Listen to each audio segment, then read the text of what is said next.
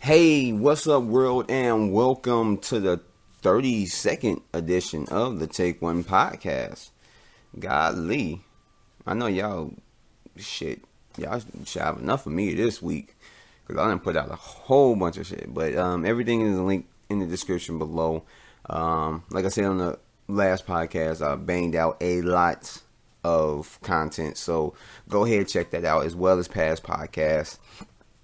And like I said, at the beginning of like all these other recent shows that I've been doing for the Take One podcast, is that I'm trying to keep these real simple, short, 20 something to 30 something minutes long, 20 to 30 minutes long, unless the content and what I'm talking about have to go for longer. But I try to keep these as short as possible.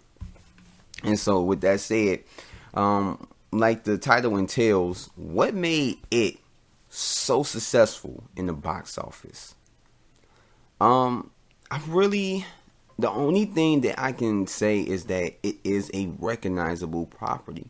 Now, when you look at certain stuff like that, you kind of bring in the question, how come movies like it will do crazy numbers up in the box office, but then you got other movies like Mad Max, Fury Road that really don't do that much.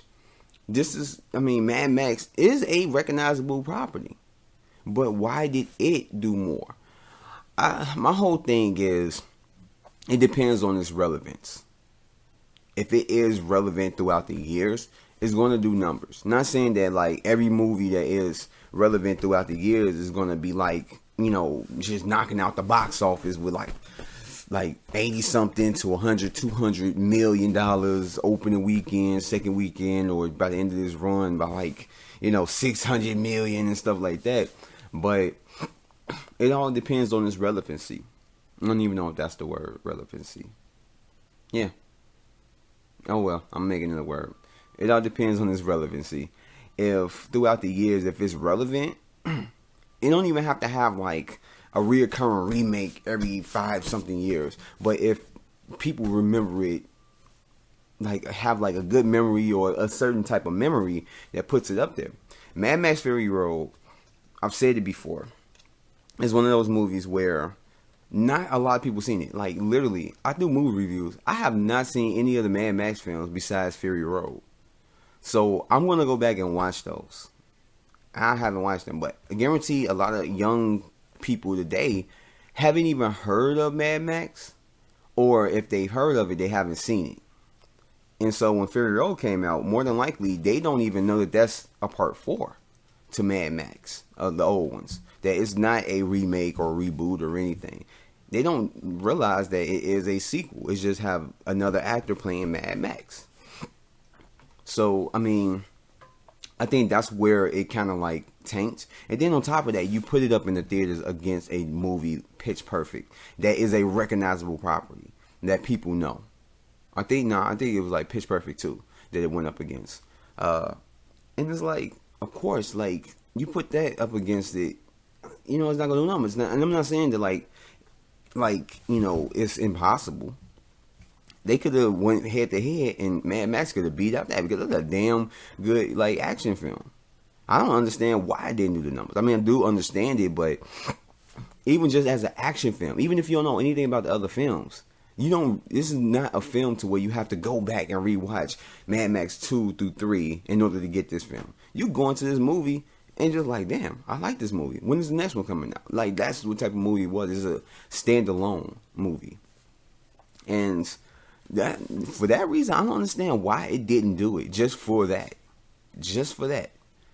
And then it had like a lot of positive reviews. A lot. Not saying that every single person liked it, but it had a lot of positive reviews. So and when you look at it that way, I don't understand why it did bad.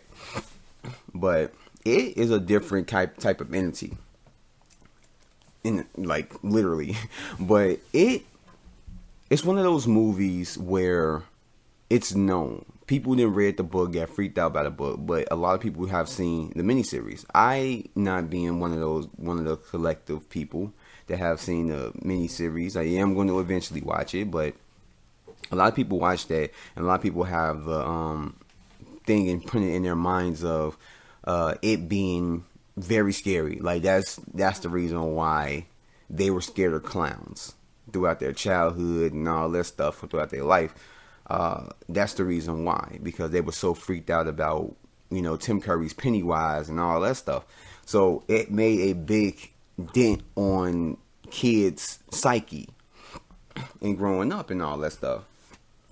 And I think that's why. And then throughout the years, it still will keep up with people. If you bring up it, everybody's heard of it. Everybody has heard of it. If you haven't seen it, you heard of it. You've seen what Pennywise looked like.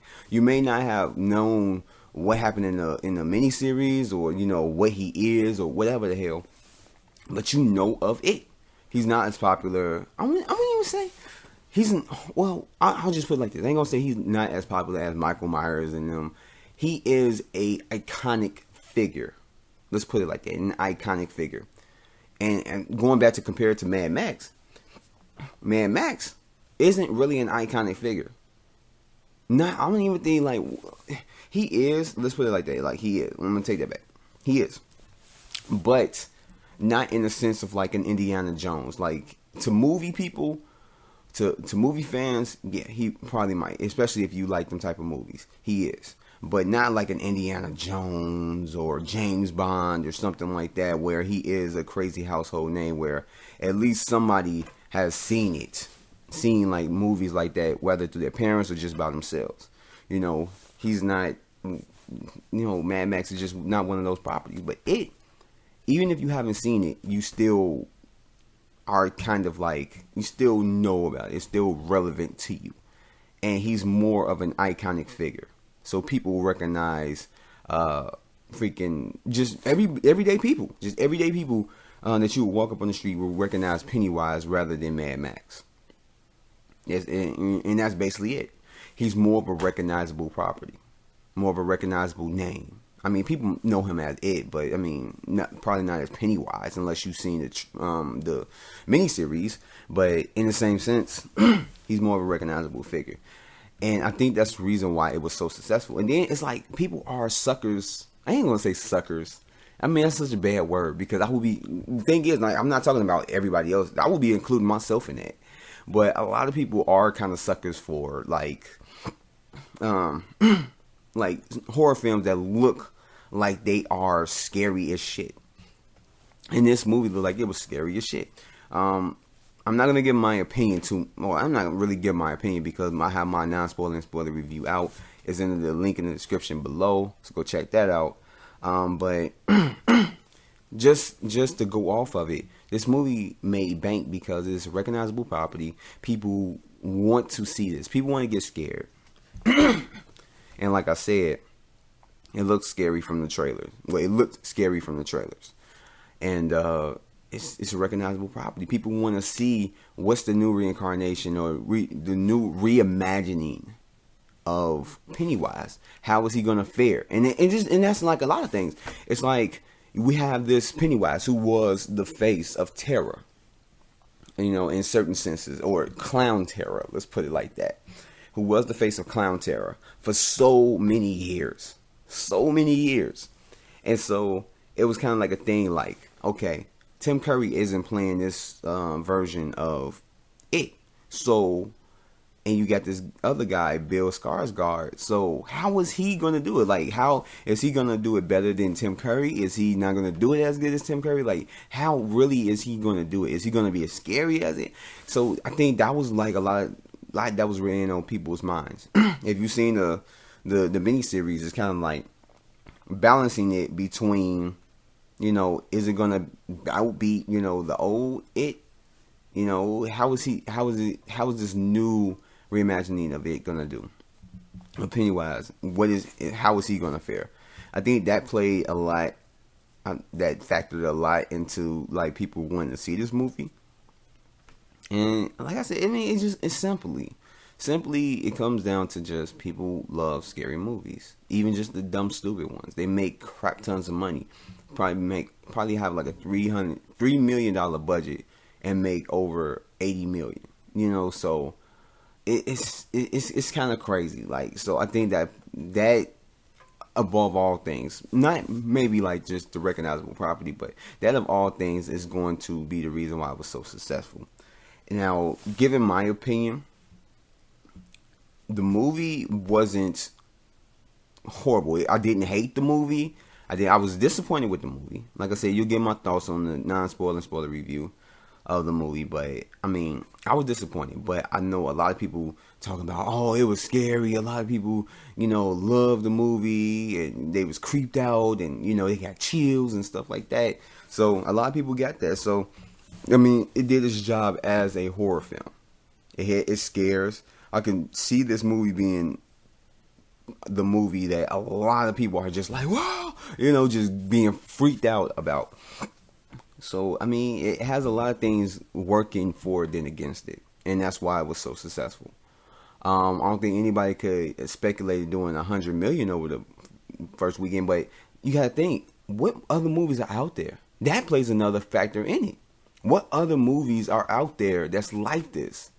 I mean, like I said, like on the last podcast, I talked about some of the other movies that's coming out this month that are going to do numbers, but it's not really going up against anything in there, in like the box office. This is like a dry box office. A lot of the movies that are in theaters, well, I mean, as of now, American Assassin is in theaters now, but even before then, when it came out last weekend, it really wasn't nothing up there. Like, everything in the box office did under 10 million in the box office for that weekend. Every movie. I think the highest one was Home Again, and that did like 9 million, or probably lower than that. So it was a dry box office, So that was just something to where it's like, there's nothing out there to see but it. So everybody is rushing to see it. I don't see people rushing to go see Home Again. I don't see people really rushing to go see The Hitman's Bodyguard, especially with it being like, I think it was like 2 weeks into its run. If you wanted to see that, you already went to go see it. That's basically what it is. And it's like nothing really notable had came out yet. I mean, this weekend you got Mother, and then you got American Assassin. So in those movies, like I said in the other podcast, I don't think it's going to outbeat it. Even on this weekend, even in the second weekend, I don't think it's going to outbeat it. It is still going to be doing numbers. It's going to be at number one for at least another weekend, at least. But yeah, I mean, that's the reason why I feel like it's so successful. It's just, you got really nothing that was in the theaters at the time that it came out.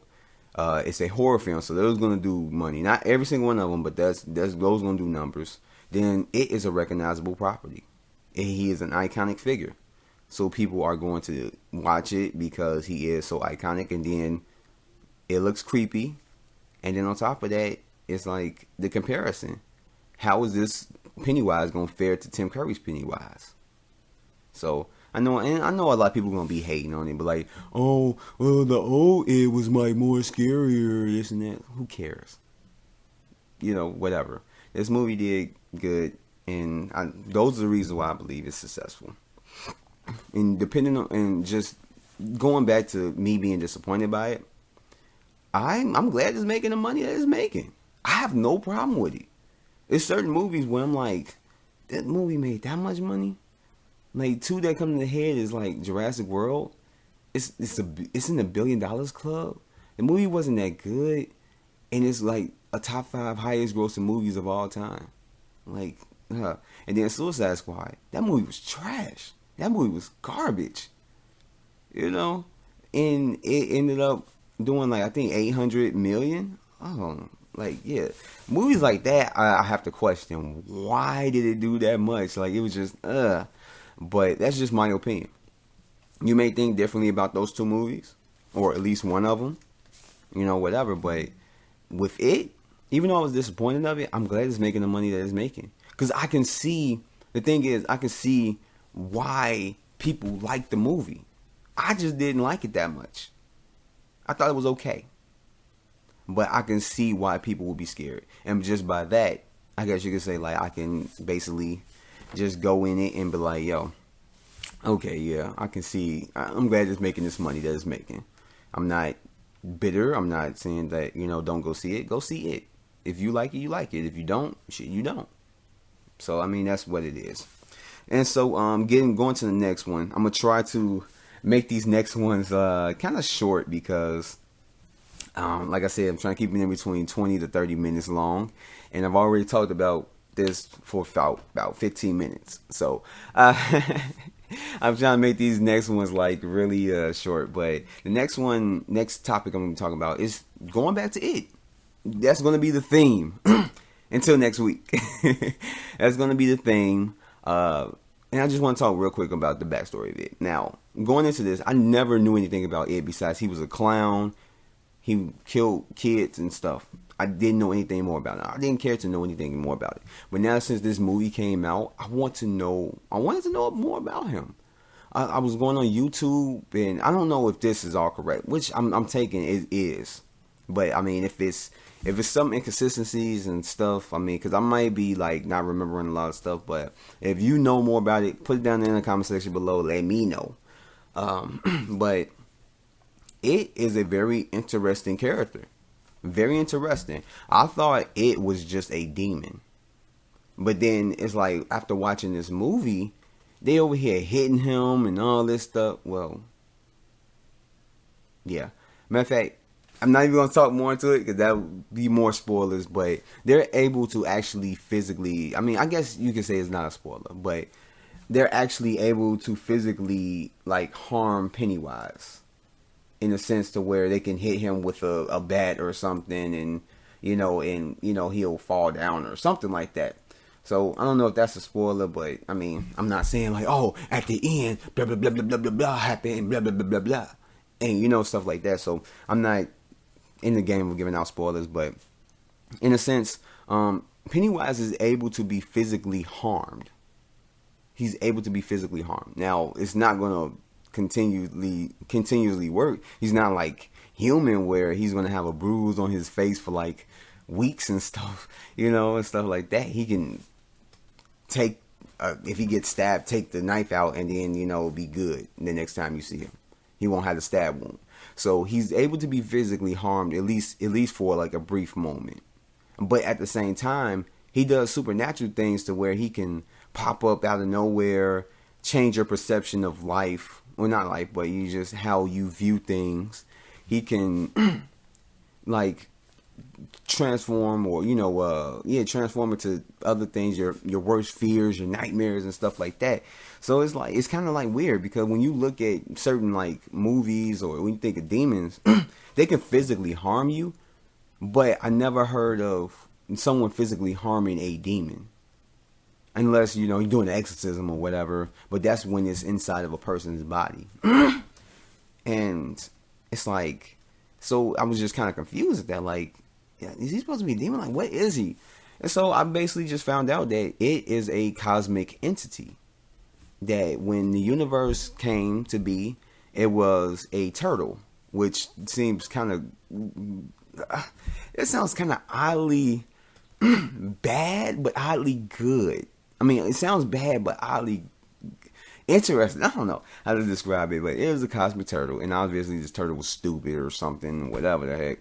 And I guess from the turtle and this darkness or whatever came it. And when the earth was created, he came to earth basically taking the form of, well, somewhat of his form. Because in the book, from what I know, Pennywise, from what I heard, Pennywise isn't Pennywise the whole time. He's different things. He's different, like, he's whatever. They just made him Pennywise throughout the whole miniseries in this because it's like a recognizable figure or whatever. So they're going to make money off of that. Or that's just something to stick on. But he's not really, he's like, not even Pennywise for that long in the book. But he is just it. That's basically what he is. That's his name. As when he's the clown, he's Pennywise. But when he's just whatever, he's it. He's like these dead lights, is what it is. That's why. Well, matter of fact, let me not even say anything because I literally was about to go into spoilers. If you haven't seen it or whatever, yeah. If you have, check out my spoiler cast. It's a link in the description below. But yeah, it's like he comes from that, and he preys on like the fears of like kids. I mean, from what the move. Wow. I'm just like trying to dive into spoiler territory, and I literally have to stop myself. But because like I haven't seen the miniseries or read the book, so I don't know if certain details that were in this movie were in those. So it's like I don't want to give certain stuff away. But anyway, Pennywise, he feeds off the fears of kids and stuff like that, and so that's basically what he is. I mean, I know it's probably more to it, but to me, that it seems kind of like interesting. And I guess when he came on Earth and he assumed the body of Pennywise and stuff like that, he became like able to be harmed. From what I like, you have to when you become like when you transform into a human type figure or whatever, or you're on Earth or whatever. I don't know. It's just you have to abide. Wow, abide by the laws of physics, and by that he ends up being able to be hurt. So that's why he gets hit and stuff like that. So I mean, it's very interesting. There is a video, if I can find it, which I should be able to find it. I'm gonna put it in the link in the description below. It's actually pretty interesting. Go watch it, check it out, and all that stuff. But I found it just real interesting. And from what I hear, they're gonna get more into the backstory of Pennywise in the next film, which is coming out in 2019. And I can't wait for that movie. I literally can't. I really can't. And I hope that they do get more into it, because I heard that they didn't get really too much into it within the miniseries. But I feel like that would be interesting if you got more into Pennywise and who he is, what he is, and stuff like that. That'd be pretty cool. That would be pretty cool.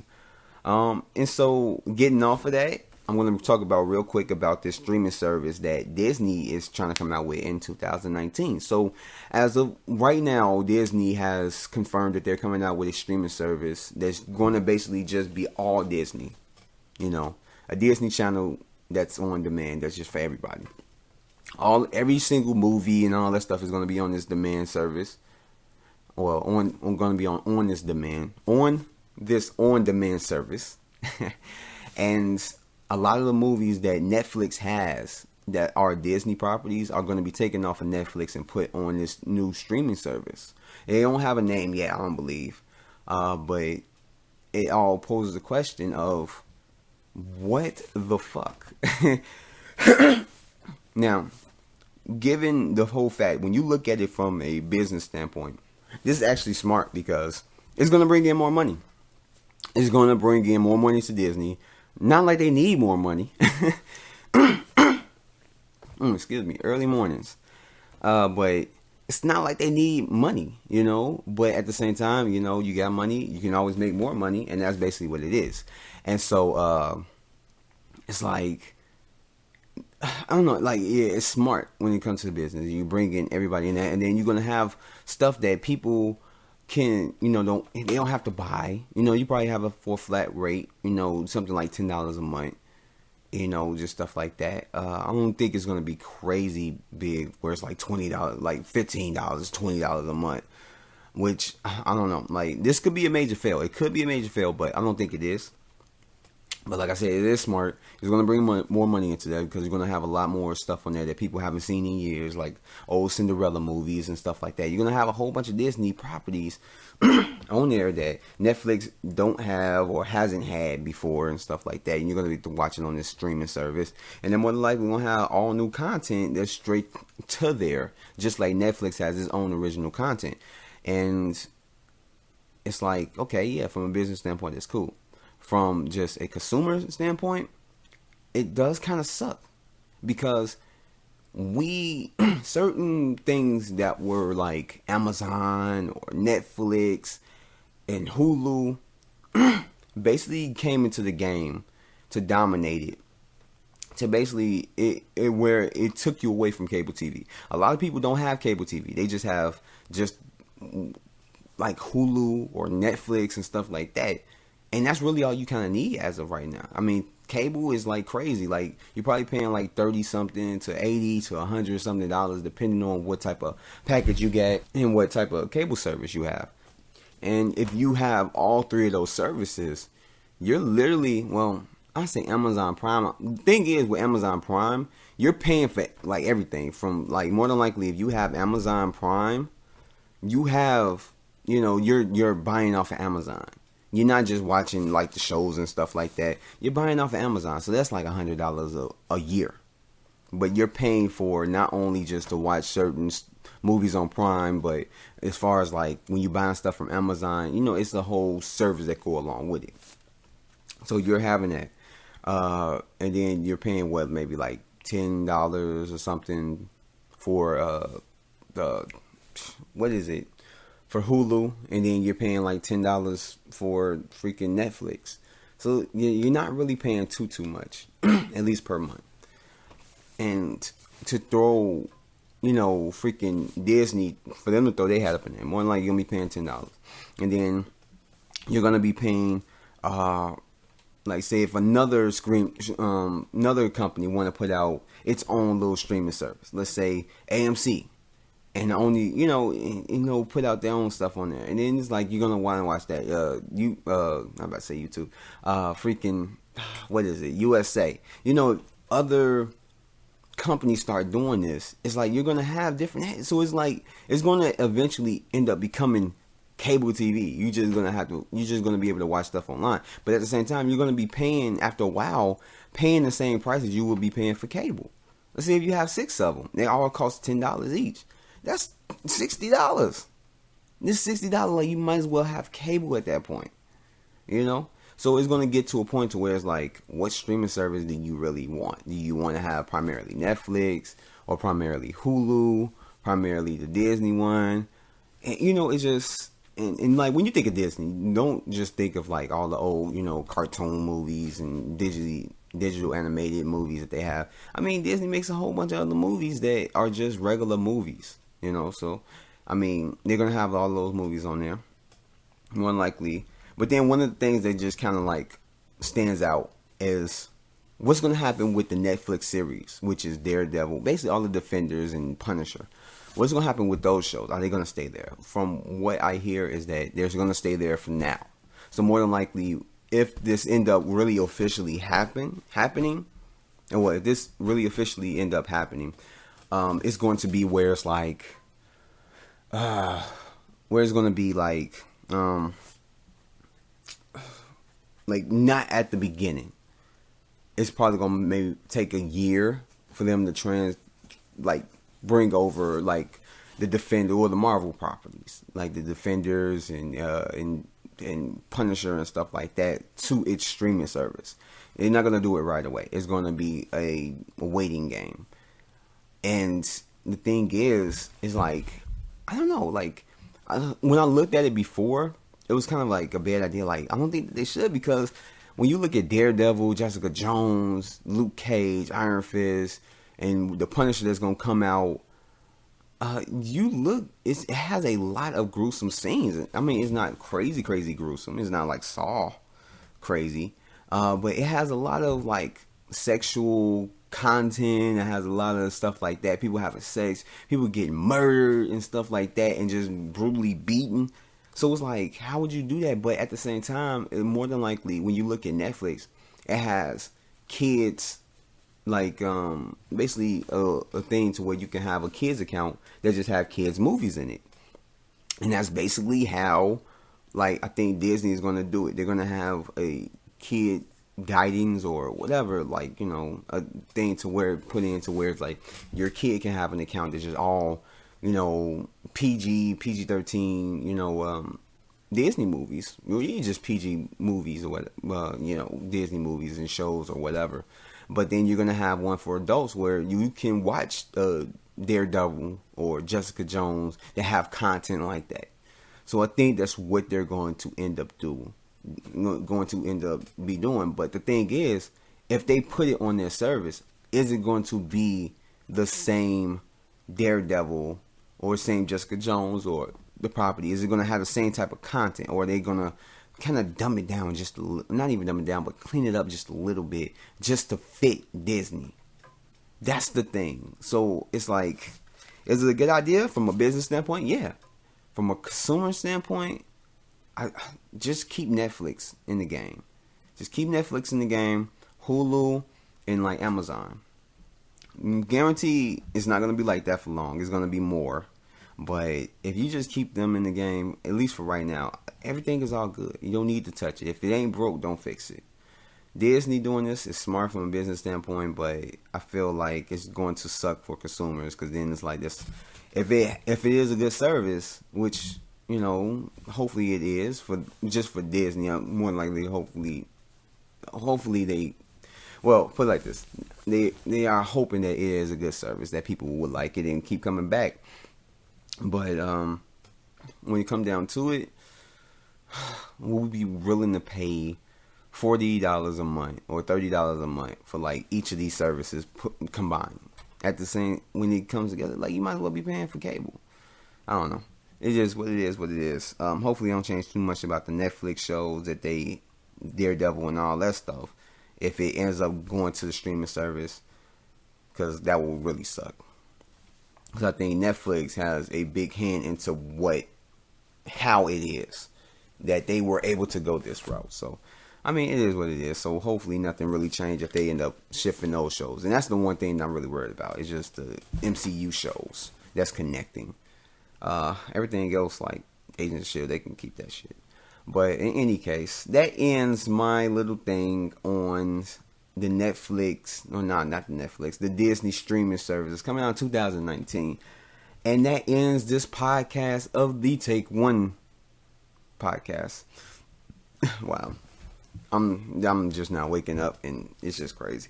But in any case, I'd like to thank you guys for listening. I have been banging out a lot of videos. Go ahead and check that out, from movie reviews, SPOILERCASTS, quick takes, and even just to Take One podcast or whatever. Go check that out. Everything is in the link in the description below. I will be putting out more content as the days go by. I have plans to put out something every single day of the week until further notice. So I will be having a lot of content. So go ahead and check that out. And give the thumbs up to this video as well as the other videos. Subscribe, turn your notifications, and all that good stuff. So I will catch you guys next time on the next Take One podcast. Peace.